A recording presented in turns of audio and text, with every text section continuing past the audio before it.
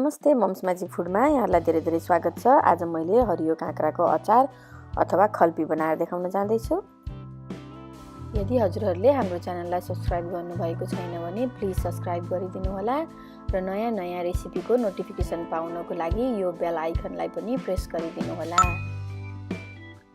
र मैले यो काँक्राको अचार बनाउन यहाँ यसरी सुरु गरेँ। मैले लगभग 500 ग्राम काँक्रा लिएँ। एउटा काँक्रालाई मैले यसरी काटेर यसको गुदी सबै फालेँ र यो सुकेको काँक्राको चाहिँ एकदमै मिठो हुन्छ। मैले हरियो काँक्राको पनि ट्राई गरेर बनाएको थिएँ, एकदम मिठो भयो। त्यही भएर यो रेसिपी हजुरहरूसँग सेयर गर्दैछु।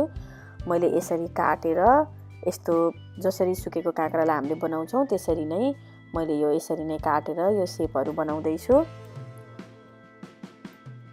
र मैले यो सबै काँक्राहरू काटेपछि खासमा त घाममा सुकाउन पर्ने हो, तर म बस्ने ठाउँमा घाम नलाग्नेको भएर मैले घाम कुर्दा हैरान भएँ। अनि मैले यसमा 1 सानो चम्चा नुन राखेर यसलाई मिक्स गरेँ, किनभने मैले यो पानी फाल्न जाँदैछु। त्यही भएर मैले लगभग यसलाई 2 घन्टा 3 घन्टा जस्तो भिजाएर राखेँ र यो यसरी पानी आयो। अब मैले यो नुनको पानीलाई मैले यसरी फ्याक्दैछु।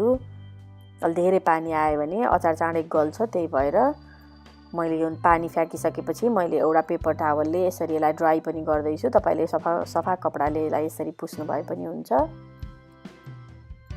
र यसरी पुसिसकेपछि मैले यहाँ आधा सानो चम्चा बेसार पाउडर राखेँ, 1 सानो चम्चा रातो खुर्सानी राखेँ। तपाईँले हरियो खुर्सानी पनि काटेर राख्न सक्नुहुन्छ। र मैले यहाँ 1 सानो चम्चा तोरीको धुलो पनि राखेँ र मैले 1/4 सानो चम्चा टिमुर पनि राखेँ। मैले एउटा प्यान लिएँ र मैले यो तेललाई तताउन जाँदैछु। तेल भने तोरीको तेल नै लिनु होला। 2 चम्चा तोरीको तेल राखेँ, आधा सानो चम्चा मेथीको दाना राखेँ।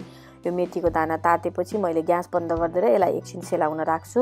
मैले तातोमा नै खनाउँदिनँ। यो हल्का सेलाएपछि मैले यसलाई यहाँ खनाएँ र यसलाई खनाएपछि मैले यसलाई राम्रोसँग मिक्स गर्छु। यो मसलाहरू सबैतिर लाग्ने गरी मिक्स गरेँ। तोरीको दानाले नै यो अचारलाई एकदम मिठो बनाउने हो। त्यही भएर मैले तोरी चाहिँ यसमा राखेको हो र यसलाई यसरी मिक्स गरिसकेपछि हामीले एउटा सफा एयर टाइट भाँडामा यसलाई राखौँ, सिसाको भाँडामा।